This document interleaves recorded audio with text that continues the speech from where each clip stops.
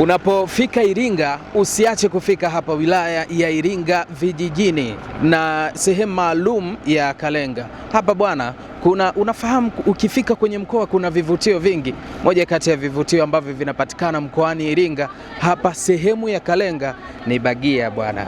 Watu huwa wanazipenda kutokana na ladha ambazo huwa wanazisikia, unanipa mwindi kutokana na zile ladha tofauti ya bagia hizi ambazo watu wengi ambao wanatoka mikoa tofauti tofauti, hata wenyeji wa hapa Iringa huwa wanazipenda. Sasa tumefika kuweza kuzungumza na baadhi ya wafanyabiashara ambao wanawauzia watu mbalimbali bidhaa hii ya bagia. Umewahi kuonja bagia za Kalenga ndugu yangu? Basi kabla ya kuzungumza na wafanyabiashara, tunaye hapa mwenyekiti wa mtaa huu. Habari za wakati huu? Njema.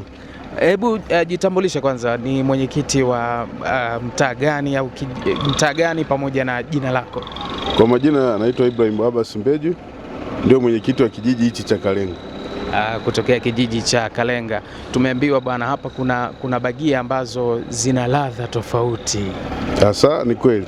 Okay. Ni watu hasa wanazipendea nini yani katika kauli ambazo huwa wanakuja? Zenyewe ni tamu na kwa namna ambavyo zimetengenezwa ni tamu. Okay. Unawaambiaje sasa kuhusiana na bidhaa hii ambayo inatokana katika kijiji chako?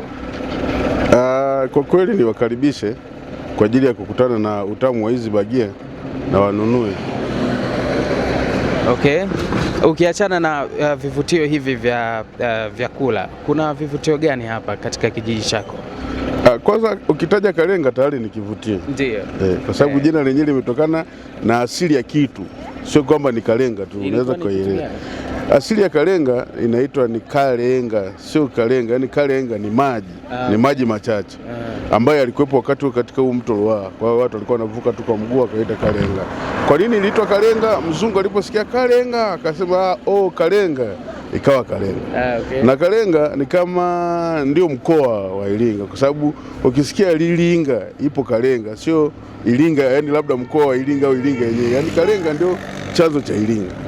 Kwa hiyo kivutio tuna makumbusho ya Mkwawa, tuna vitu vya asili ambavyo vilitumika wakati wa vita. Kipindi cha Mkwawa alitumia vitu vya asili, kwa hiyo ukija huku asili ni vitu vya asili vipo unaviona ambavyo vilitumika. Shukran sana mwenyekiti. Una maneno gani sasa kuhusiana na bidhaa mbalimbali ambazo zinapatikana hapa pamoja na hata vivutio ambavyo pia vinapatikana hapa? Mimi niseme kwa vivutio ambavyo vinapatikana hapa ni wakaribishe wageni mbalimbali kwa ajili ya kuja kuona na kushuhudia vivutio, kwa sababu tuna makumbusho, ni makumbusho kubwa, ni ya kihistoria kwa Tanzania yetu. Kwa hiyo wakaribie waje waone. Shukran sana mwenyekiti, tukutakie majukumu mema.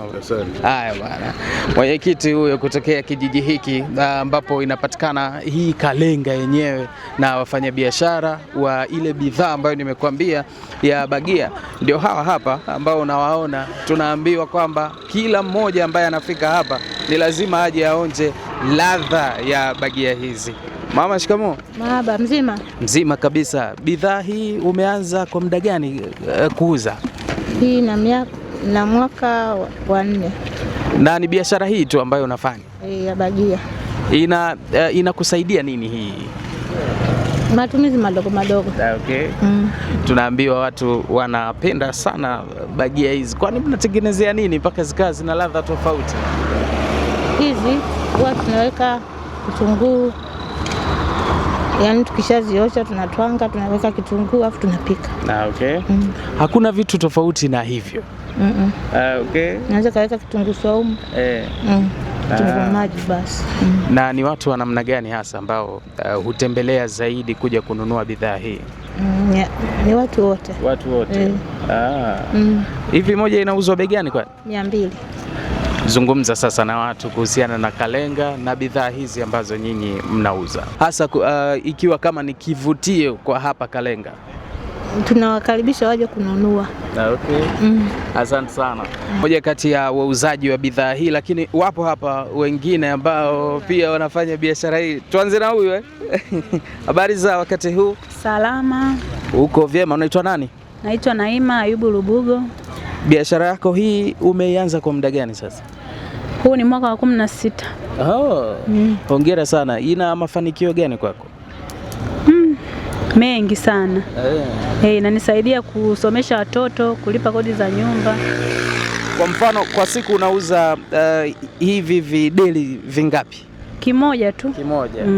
Na unaweza kutuambia labda hiki kimoja huwa kinatoa kiasi gani au hakipungui kiasi gani cha fedha? Hiki kimoja kinatoa kuanzia 45,000. Wateja wenu hasa ni wakazi wa hapa ama ni wageni zaidi? Wateja wetu ni wageni wanaoenda National Park Ruaha na wapita njia asilimia kubwa. Lakini sio wakazi wa hapa kwa asilimia kubwa? Hapana, wakazi wa hapa ni wachache sana. Yaani kipi mlikigundua mpaka kuanza hii biashara? Hii hapa walianza enzi za mke wake ndio walianza kupika hizi bagia. Maana mimi nimezaliwa nimekuta wanapika. Miaka mingi wamepika bibi zetu, mama zetu, saizi sisi watoto. Hizi kwa nini huwa zina ladha tofauti? Watu wengi wanajiuliza hivyo. Ladha yake ni tofauti na zile bagia zingine ambazo wamezizoea. Kwa nini? Asili yetu tunajua namna ya kuziandaa. Hakuna mtu yeyote ambaye anaweza kuziandaa kama Kalenga. Hivi ukiondoka nje ya mkoa huu au sehemu hii ya Kalenga, pia una uwezo wa kuandaa kwa namna hii? Naandaa vizuri kabisa. Tena bila tatizo kabisa. Kwa sababu najua nianzie wapi na niishie wapi. Ujumbe wako sasa kupitia bidhaa hizi ambazo nyinyi mnauza kila siku ni upi? Ujumbe wangu, nawakaribisha waje wanunue, waone ladha yake, waambie na wengine waje watungishe na watuwezeshe pia.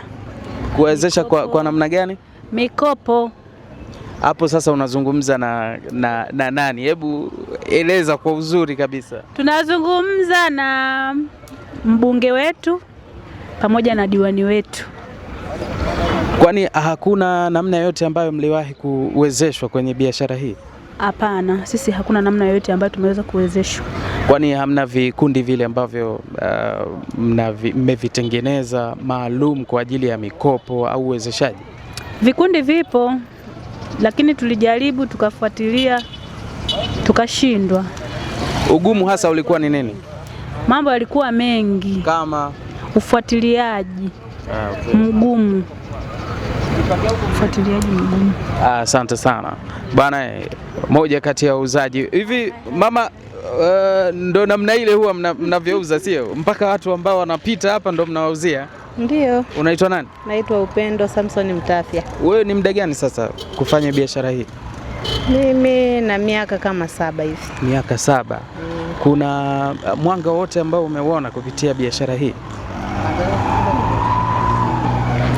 Mwanga upo kwa sababu ndo hizi yani kazi hii ndo inayotufanya yani tufanikishe maisha yetu, tulee watoto, tusomeshe.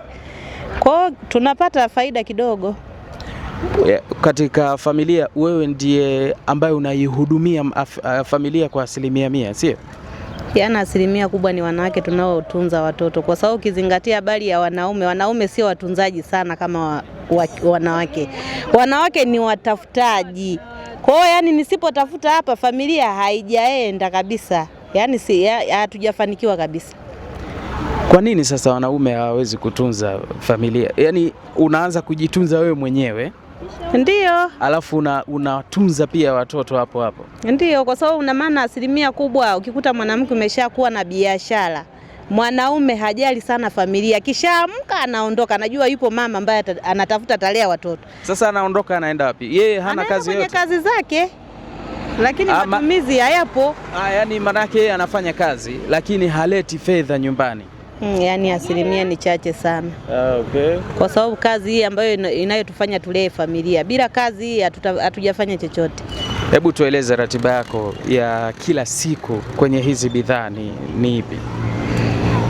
Yaani unaanza muda gani kwanza kuandaa mpaka inakuja hapa? Kwanza hii kazi na maana toka mchana inaandaliwa kwa ajili ya kwenda kuzibaaza, unapeleka mtoni, unaziosha yale matakataka. Baada ya saa 10 au saa 11 unarudi tena kuosha, afu nazipeleka tena kwenye kutwanga, afu nazisaga. Okay. Kwa maana maandalizi yake ni kuamka usiku wa 8, unapika, asubuhi unakuja kuuza. Alafu bado mnaendelea kuihudumia familia? Bado tunaendelea, tutafanya nini sasa? Sisi ndo tegemezi wanawake. Poleni sana na hongereni pia. Asanteni. Haya, neno lako la mwisho kuhusiana na biashara hizi? Neno langu la mwisho ni kwamba ni wateja wakaribie Kalenga, kwa sababu kwa Mkwawa ni bagia. Kwa hiyo wafike, waje wajionee ladha iliyopo kwenye bagia hizi za Kalenga kwa Mkwawa.